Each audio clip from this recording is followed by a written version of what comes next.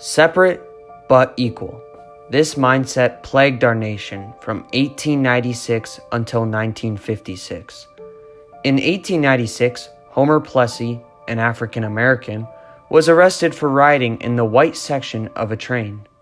The case went to the Supreme Court, where it was ruled that, as long as facilities were equal, segregation was not unconstitutional.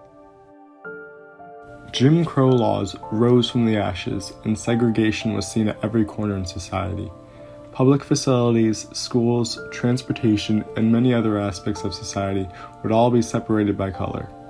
In 1954, 58 years later, this view would finally be challenged in the case of Brown v. Board of Education.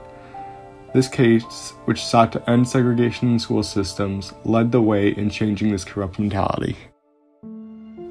While this case ended separation in the school systems, many other forms of segregation persisted. One of the most notable would be separation on public transportation. In many of the states, buses were separated into two sections, the front for whites and the back for African Americans. On December 1st of 1955, Rosa Parks would rebel against this system and sit in the all-white section of a bus. When a white man finally asked her to move, she refused. She was arrested, and African Americans around the nation were angered.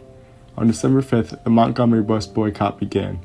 According to an ABC Clio article written by Dan Puckett, more than 90% of the black community boycotted the bus system.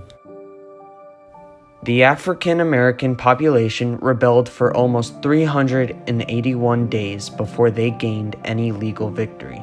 On February 1st, Fred Gray and Charles Lanford filed a case on behalf of 4 African American women in order to try and legally end segregation on buses.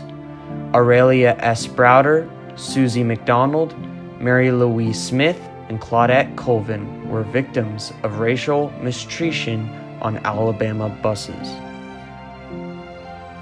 Gray chose to file the case on these 4 women instead of Rosa Parks to ensure the court focused on the one decision they had to make: whether requiring segregation on buses was constitutional or not. Thurgood Marshall and the NAACP supported Gray in his case and helped him in the legal fight against segregation on buses. The case eventually came to light and was brought before the court.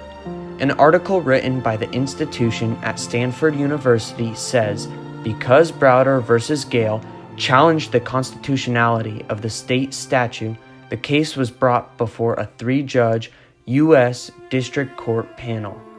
On the 5th of June, 1956, the panel ruled 2-1 that segregation on Alabama interstate buses was unconstitutional, citing Brown v. Board of Education as precedent for the verdict.